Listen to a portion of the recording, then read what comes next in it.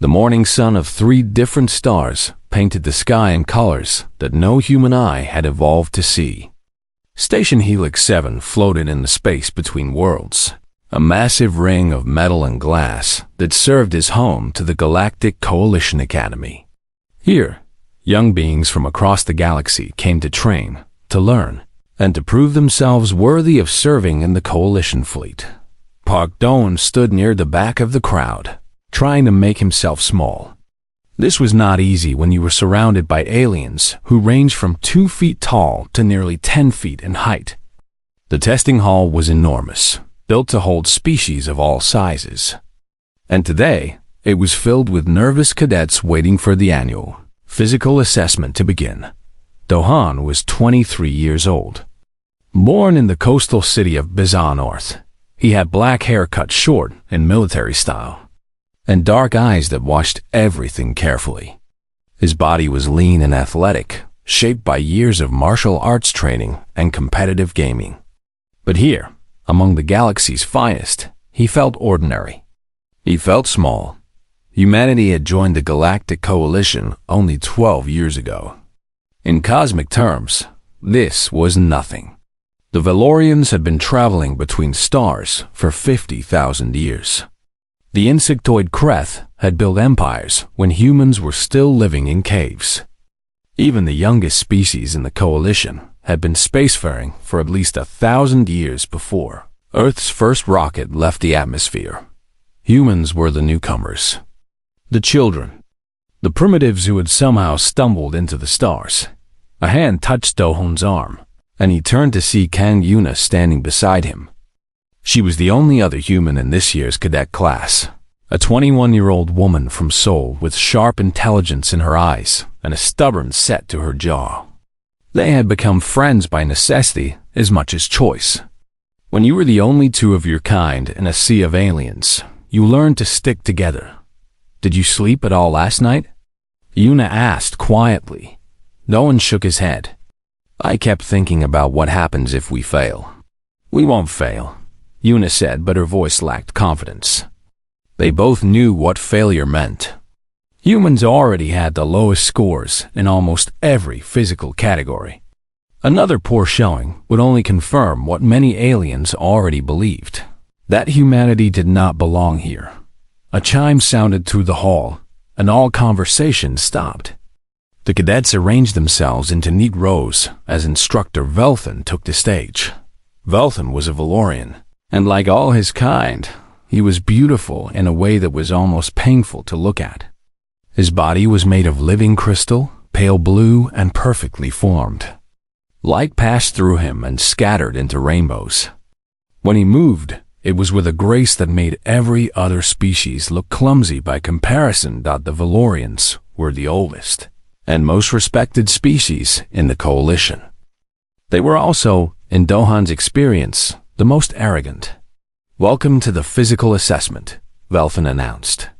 His voice rang like struck glass, clear and cold. Today we begin with reflex testing. You will be evaluated using the Synaptic Response Evaluator, a machine calibrated to galactic standards. Your performance will be measured, recorded, and ranked. He gestured, and the center of the hall transformed. Platforms rose from the floor, and a sleek cylinder emerged from beneath, surrounded by floating holographic nodes that pulsed with soft light. The test is simple, Velthan continued. The nodes will flash in random patterns. You must touch each node the moment it appears. The machine will measure your response time down to the microsecond. Speed and accuracy determine your score. Dohan studied the machine with interest.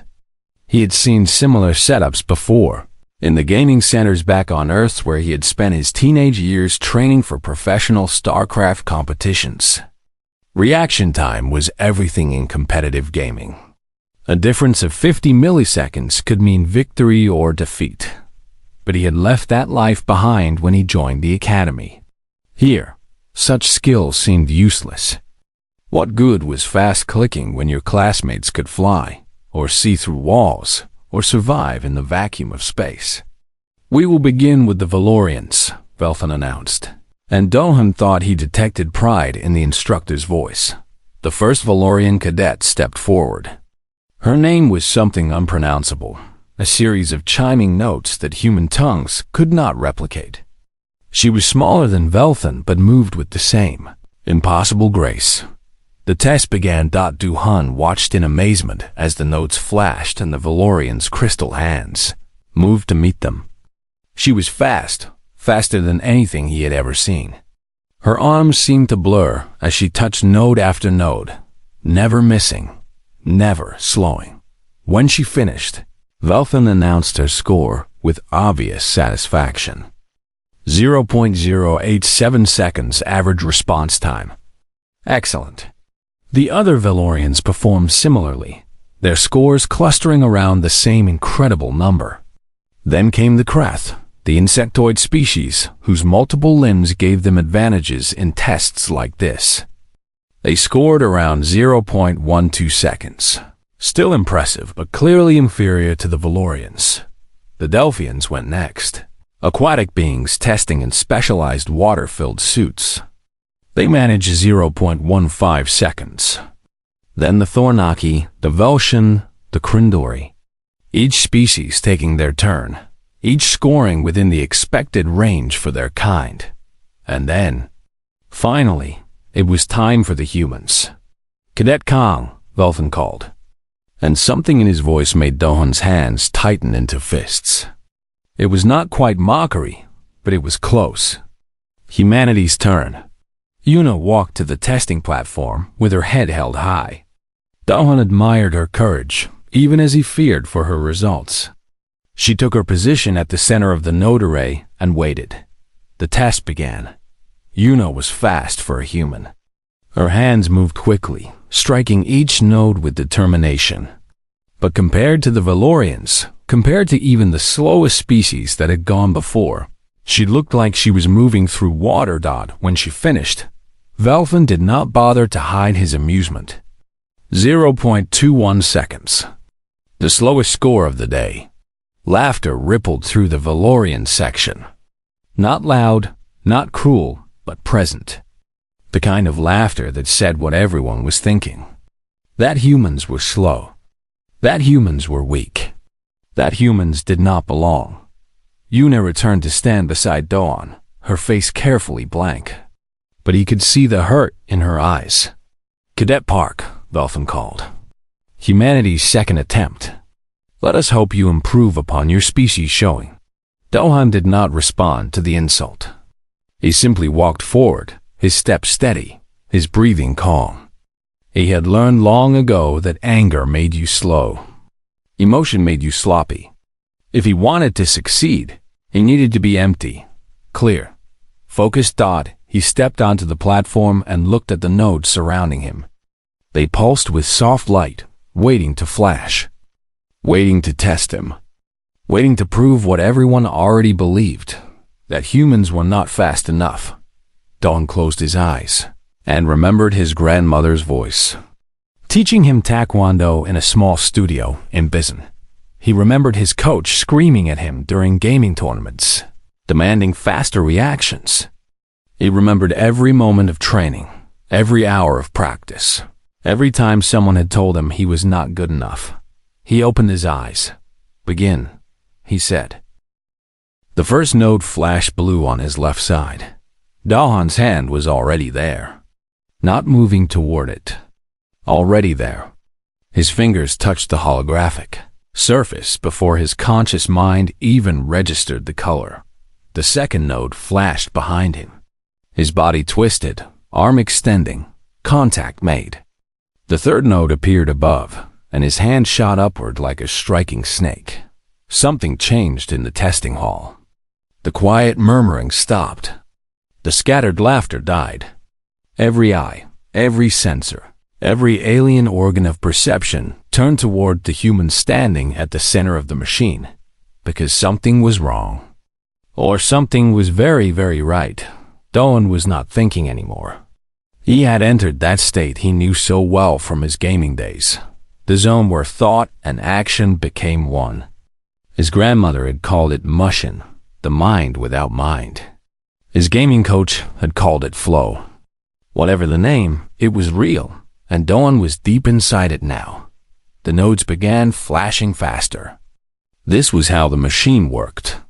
It increased speed until it found your limit, until your reactions could not keep up. Every species had a ceiling, a maximum speed beyond which their nervous system could not operate. Dohan had not found his ceiling yet. His arms became blurs. His feet danced across the platform in patterns that looked almost choreographed, shifting his body to reach nodes that appeared in every direction. He was not watching for the flashes anymore. He was feeling them, sensing them in some way he could not explain. His body moving before his eyes could see. Velthan stepped forward, his crystalline face showing an emotion Dohan had never seen on a Valorian before. Confusion, maybe even fear. "This is not possible," the instructor said. His voice no longer cold and mocking, but sharp with disbelief. The calibration must be wrong. But the calibration was not wrong. The machine was working perfectly. It was simply encountering something it had never been designed to measure. A human with no limits. The nodes were flashing at maximum speed now.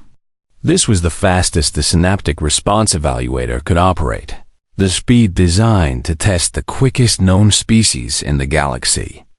Valorians could keep up with this speed. Barely. No other species could come close. Dohan was not just keeping up.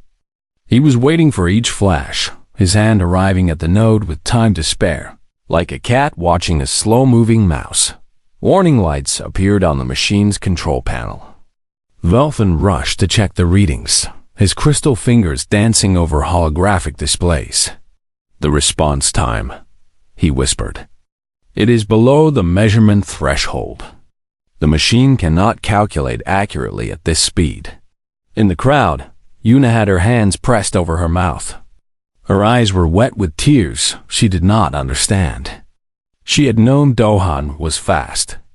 She had seen him play games with reflexes that seemed superhuman. But this was something else. This was something that should not be possible. The machine began to make sounds it was not designed to make. Grinding, whining. The nodes were flashing so fast now that they appeared to be constantly lit. A continuous blur of color surrounding the human at their center. And still, Dohan moved. Faster and faster. His body pushed beyond limits that biology said should exist. Adrenaline flooded his system, the ancient human hormone that other species had evolved past. The primitive chemical that turned a normal human into something else entirely. "Shut it down," someone shouted. "The machine is overloading." But before anyone could move, before Velthan could reach the emergency controls, there was a sound like thunder in the enclosed space.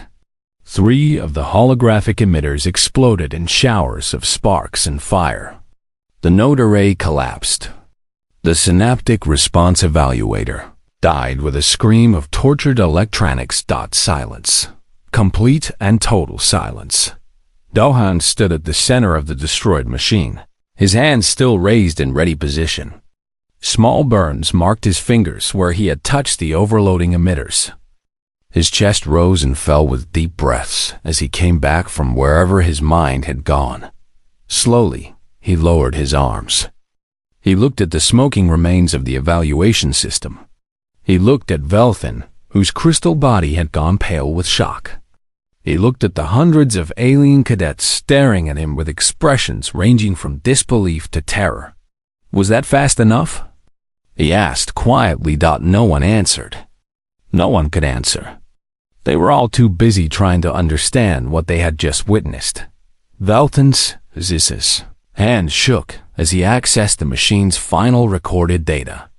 The numbers appeared in the air before him, visible to everyone in the hall.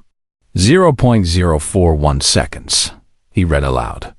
His voice cracked on the words. The last recorded response time before system failure was 0.041 seconds. Murmurs spread through the crowd like fire through dry grass. 0.041 seconds. That was not just fast for a human. That was fast for any species. That was faster than any score in Coalition Academy history. A Valorian cadet near the front spoke, his voice high with something close to fear. That is impossible. Human neural pathways are organic. They cannot conduct signals that quickly. The physics do not allow it. And yet, said a new voice, calm and controlled. We all just watched it happen. Everyone turned to see Admiral Chosuni rising from her seat in the observation gallery. She was the highest-ranking human in the Coalition fleet, a woman who had fought and clawed and proved herself over 20 years of service. Her hair was silver, her face lined with age and experience, and her eyes missed nothing. She walked down to the testing floor, her boots clicking against the metal surface in the silence. She stopped beside Dawn, looking at the destroyed machine, then at the young man who had destroyed it. Well done. Cadet Park, she said simply. Admiral, Velthan started. This must be investigated. Such a result is unprecedented. Perhaps the machine malfunctioned. Perhaps there was interference. Perhaps, Admiral Cho interrupted, her voice as sharp as a blade. You simply did not know what humans are capable of. She turned to address the assembly.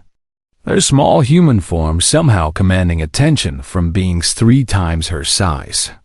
You have made assumptions about humanity, she said. You have looked at our average performance and decided that average was our limit. You built your machines and your tests and your expectations around what you thought we could do. She gestured at the smoking ruins of the Synaptic Response Evaluator. You never thought to ask what happens when a human stops holding back. Yuna pushed through the crowd to reach Dohan. She grabbed his arm, looking at his burned fingers with concern. Are you okay? That was... I don't even know what that was. Dohan looked at his hands, still feeling the strange energy that had filled him during the test. I am fine, he said. I remembered something my grandmother used to tell me. She said that humans are not built for normal. We are built for crisis. We are built for moments when normal is not enough. He looked up at the watching aliens, at their confused and frightened faces. I think she was right. The days following the incident were strange for Dawn. He had gone from being invisible to being the most watched cadet in the academy.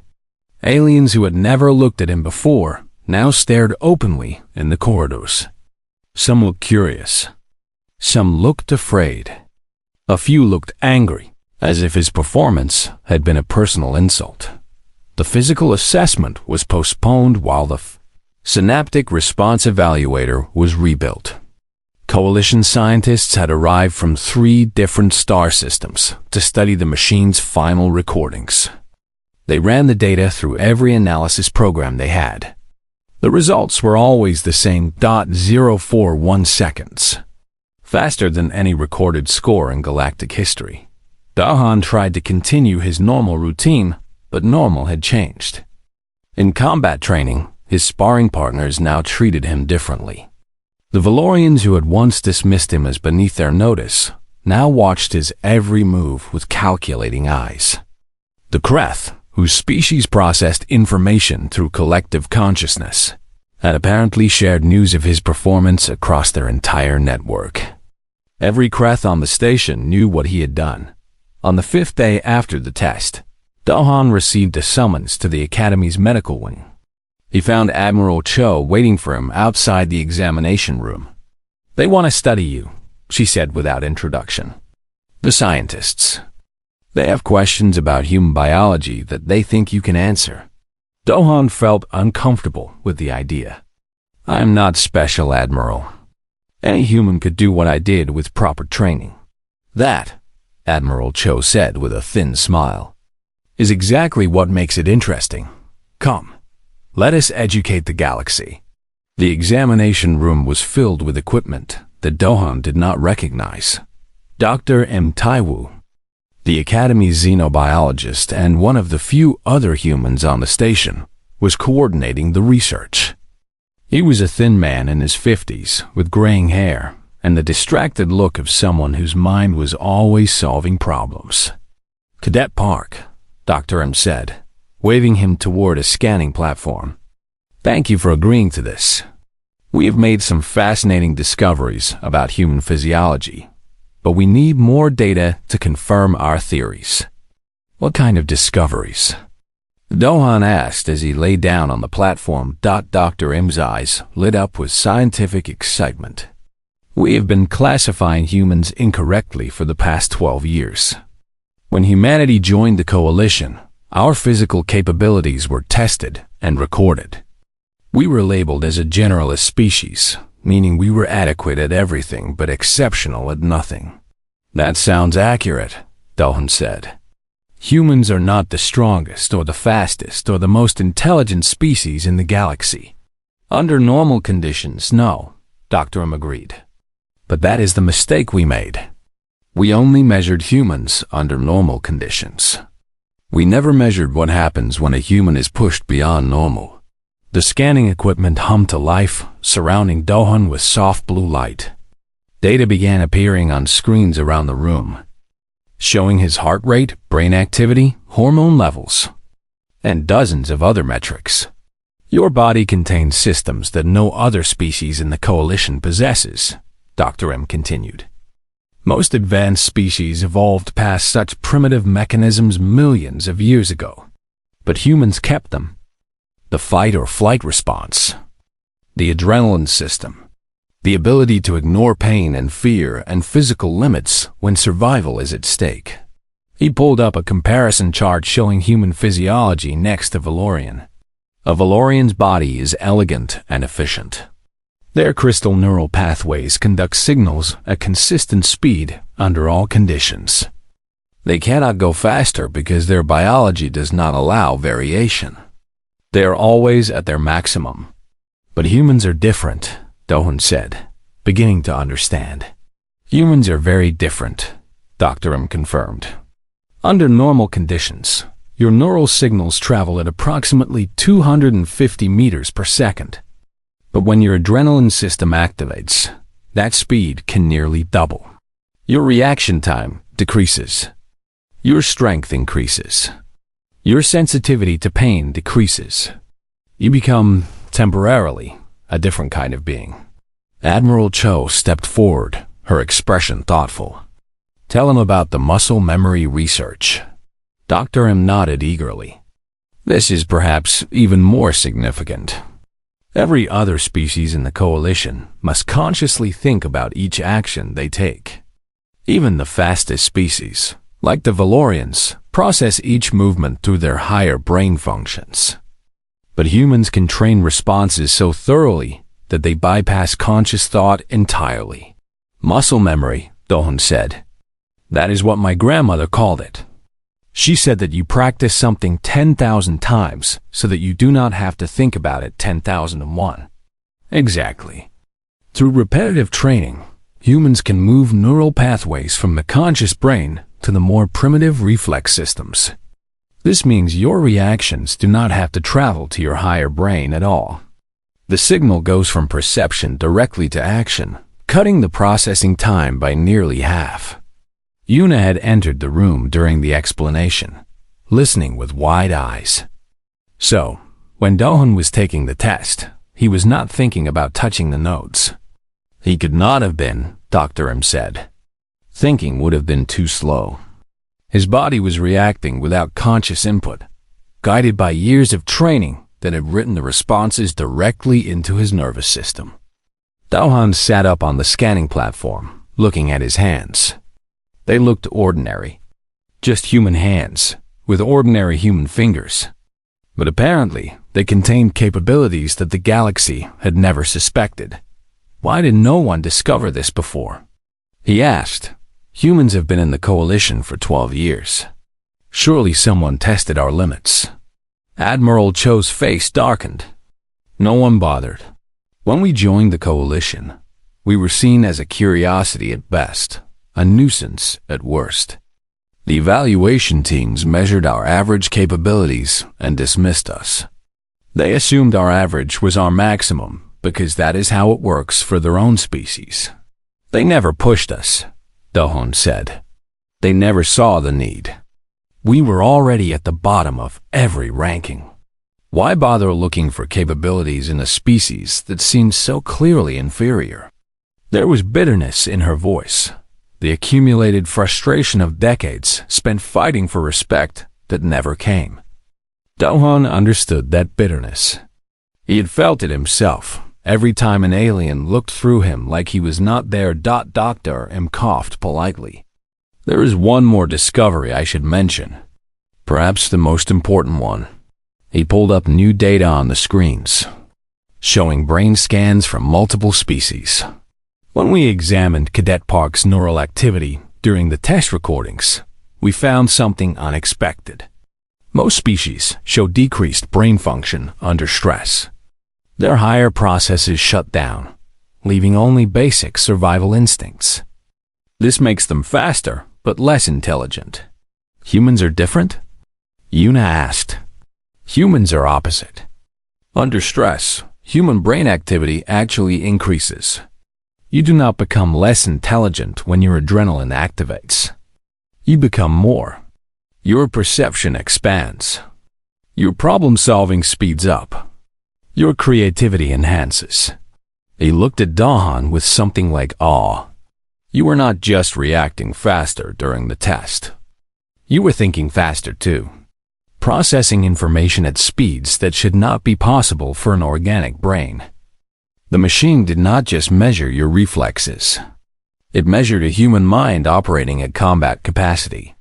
The room fell silent as the implications sank in. So we are not just faster when we need to be, Do-hun said slowly. We are better at everything. Under the right conditions, yes, Dr. M confirmed. Humans are not a generalist species. You are burst specialists. Beings designed to exceed your own limits when circumstances demand it. And unlike every other species in the coalition, you can learn to trigger this state voluntarily. Admiral Cho smiled, and for the first time, there was genuine warmth in the expression. The galaxy has been underestimating humanity for 12 years, she said. I think it is time we showed them what happens when humans stop being underestimated. The news spread across the coalition like a virus. Within a week, every major species knew about the human who had broken the reflex testing machine. Within a month, scientific papers were being published about human biological capabilities. Within 3 months, the way the galaxy thought about humanity had begun to change. Do-hun found himself at the center of this transformation, though he did not want to be. He was invited to speak at scientific conferences. Military strategists from a dozen species requested interviews. The coalition media, which had never shown interest in humanity before, suddenly could not get enough stories about the primitive species from the edge of known space. He refused most requests. He was a cadet, not a celebrity, and he still had training to complete. But he could not refuse when the Academy asked him to help rebuild the reflex testing program. The old synaptic response evaluator had been designed with limitations that now seemed foolish. A new machine was needed, one that could accurately measure the full range of capabilities across all species, including humans at their peak. Do-hun worked with Dr. M and a team of engineers to design the new system. He spent hours in testing chambers, pushing his reflexes to their limits again and again while sensors recorded every detail. It was exhausting work, but it felt important. Yuna trained with him, and her own scores improved dramatically. Under Do-hun's guidance, she learned to access that state of flow that allowed reactions without thought. She would never be as fast as him, she knew. But she did not need to be. She just needed to be fast enough to change what the galaxy believed about humans. Do you ever wonder why we are like this? She asked one evening as they rested between training sessions. Why humans developed these abilities when other species did not? Do-hun had thought about this often. Dr. M has a theory. He says it is because of Earth's environment. Most species evolved on stable worlds with consistent conditions. But Earth is chaotic. The climate changes constantly. Natural disasters are common. Predators were everywhere. To survive, humans needed to be able to exceed normal capabilities at a moment's notice. So we became good at crisis because we lived in constant crisis. Something like that. Other species evolved efficiency. We evolved adaptability. The door to the training chamber opened, and Instructor Velthan entered. The Valorian had changed since the day of the test. His arrogance had softened into something closer to respect.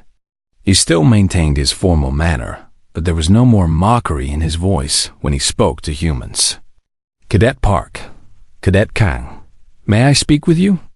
Dohan stood, brushing dust from his training uniform. Of course, Instructor. Velthan approached him, his crystal body catching the light in shifting patterns. For a moment, he seemed uncertain, which was strange for a Valorian. Their species prided itself on confidence. I owe you an apology, he said finally. Both of you. On the day of the assessment, I was dismissive of your species. I assumed that what we had measured was the truth of what you were. I was wrong. Yuna's eyes widened. In 12 years of human involvement in the Coalition, no Valorian had ever apologized to a human for anything. You did not know, Doan said carefully. No one knew. That is not an excuse, Veltham replied. As an instructor, it was my duty to approach each cadet without prejudice.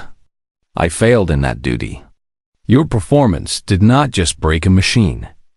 Cadet Park, it broke assumptions that I had held for my entire life. He turned to look out the window at the stars beyond the station. The Valorians are the oldest species in the Coalition. We have traveled between stars for 50,000 years. In all that time, we have believed that we understood the universe, that our science had mapped the limits of possibility. That species could be measured and ranked and known. His voice grew quiet. You showed us that we were wrong, that there are limits we had not considered, possibilities we had not imagined. It is a humbling lesson for a species that thought it had nothing left to learn. Dohan exchanged a glance with Yuna. This was not what they had expected from the proud Valorian instructor.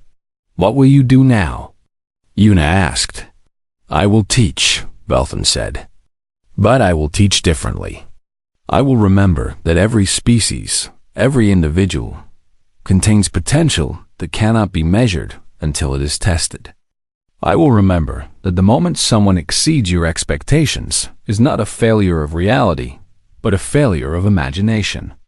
He turned back to face them, and there was something new in his crystalline features. Something that looked almost like hope. The Coalition has grown stagnant. We have sorted ourselves into categories and accepted those categories as truth. The strong species do the fighting. The intelligent species do the thinking. The fast species do the piloting. Everyone knows their place. And humans do not have a place, Dohun said. No, you do not fit our categories. You are not the strongest or the smartest or the fastest under normal conditions. But you are the only species that refuses to accept normal conditions. You are the only species that can choose to exceed your own limits. He raised one crystal hand in what Dohan recognized as a Valorian gesture of respect.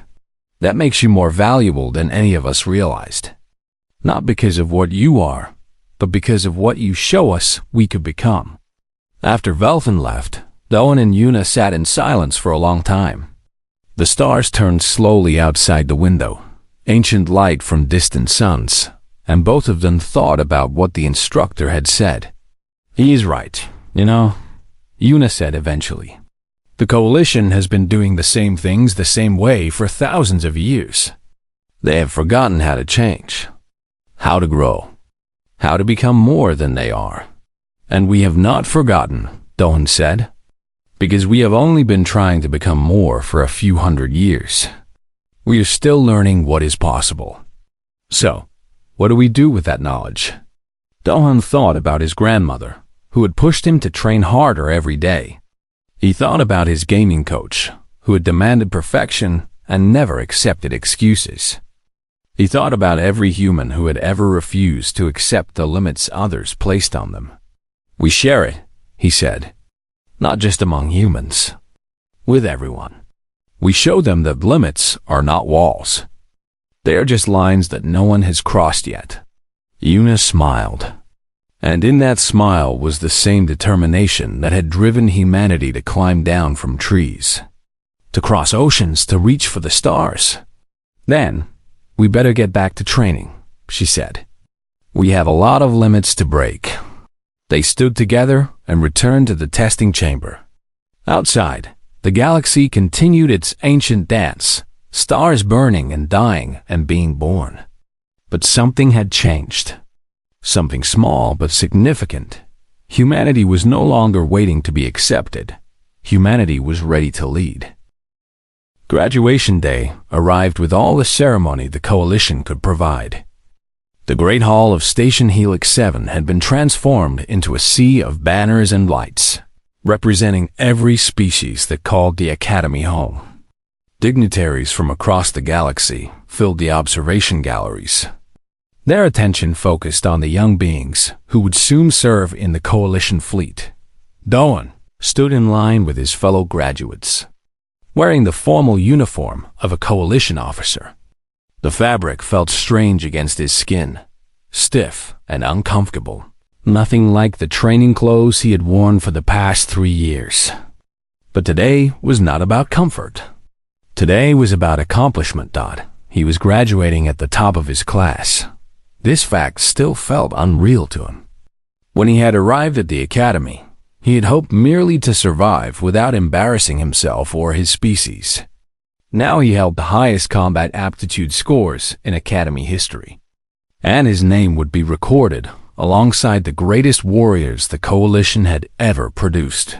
Yuna stood 3 places behind him in line, ranked 8th overall. Her improvement had been remarkable. The girl who had scored slowest on that first day of testing had trained herself into one of the finest cadets the Academy had ever seen. She was proof that human potential was not limited to a few exceptional individuals. Any human could exceed expectations, given the will and the opportunity. Admiral Cho stood at the podium, preparing to address the graduates. She looked older today, the silver in her hair more pronounced, the lines on her face deeper. But her eyes were bright with an emotion Do-han recognized. Pride, not just in him or in Yuna, but in what they represented. 3 years ago, she began, her voice carrying clearly through the vast hall. I stood in this room and watched the latest class of human cadets arrive. There were 12 of them, young, hopeful, completely unaware of the challenges they would face. She paused, letting the weight of the moment settle. 12 years of humanity in the Coalition, and in all that time, no human had ever graduated in the top 50. Our species was considered capable but limited, adequate but never exceptional. The galaxy looked at us and saw potential recruits for the lowest positions, the most dangerous assignments, the tasks that other species did not want. Her gaze found Do-han in the crowd. Today, a human graduates at the top of his class. Not because the standards were lowered, not because exceptions were made, but because he showed the galaxy what humans have always known about ourselves. She stepped away from the podium, walking toward the edge of the stage. We do not accept limits. We never have. When the ocean stood between us and new lands, we built ships. When the sky stood between us and the stars, we built rockets. When the laws of physics told us something was impossible, we found ways to make it possible anyway. The hall was completely silent. Even the most ancient Valorians listened with attention that bordered on reverence. You designed a machine to measure our reflexes, Admiral Cho continued, her voice growing stronger. We broke it, and then we asked if that was fast enough. A ripple of something passed through the crowd. Not quite laughter. Not quite amazement. Something closer to awakening. It will never be fast enough. It will never be strong enough. It will never be good enough. Because that is not how humans think. We do not seek to meet standards. We seek to exceed them. We do not accept what is possible. We expand what is possible. She returned to the podium, her silver hair catching the light. Today we graduate not just officers but examples. Proof that every assumption the galaxy has made about humanity was wrong. Proof that the species you dismissed as primitive and limited contains potential that your science cannot measure and your expectations cannot contain. Her voice softened, becoming almost intimate despite the vast audience. To my fellow humans, I say this. You are not exceptions. You are not anomalies. You are exactly what humanity has always been. Beings who refuse to be told what you cannot do. Remember that, wherever your service takes you. Remember that you carry the spirit of every human who ever looked at an impossible challenge and said, I will find a way. She turned to address the full assembly one final time. And to the coalition, I offer a promise. We are not here to replace you or compete with you. We are here to show you something you have forgotten. That limits exist only until someone breaks them. That impossible is just another word for not yet. That the universe is larger and stranger and more wonderful than any of us have imagined. She smiled, and in that smile was the accumulated hope of billions of humans across the stars. Learn from us. Grow with us. And together, let us discover what we can become. The ceremony continued, but Doan barely heard the words. He accepted his commission in a dreamlike state, shaking hands with dignitaries whose names he immediately forgot. Cameras recorded his face for broadcasts across the galaxy, and he tried to look confident even as his heart raced with emotions he could not name. Afterward, as the graduates mingled with their families and friends, a young Valorian approached Dohan. She was small for her species, her crystal form pale blue and trembling with nervousness. Lieutenant Park? She asked, using his new rank with careful pronunciation. My name is Velani. I am a first-year cadet. Doan recognized something in her eyes. The same hunger he had felt 3 years ago. The desire to improve, to exceed, to become more than what she was. What can I do for you, Cadet Velani? She took a deep breath, her crystal body chiming softly with the motion. I want to be faster. I want to be better. I have heard that you teach meditation techniques and reaction training to other cadets. That your methods have helped beings from 7 different species improve their scores beyond what was thought possible.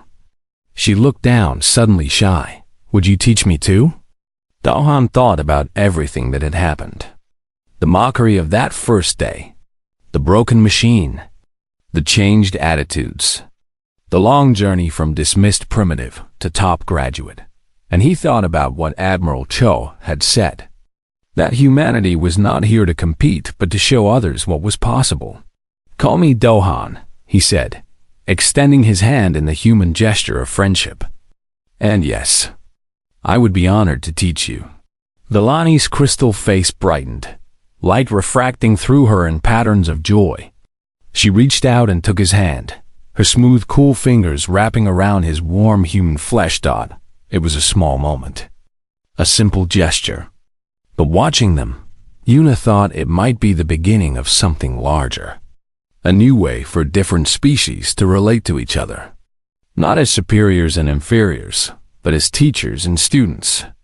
Not as competitors, but as partners in the endless quest to become more. That, she realized, was humanity's true gift to the galaxy. Not speed. Not strength.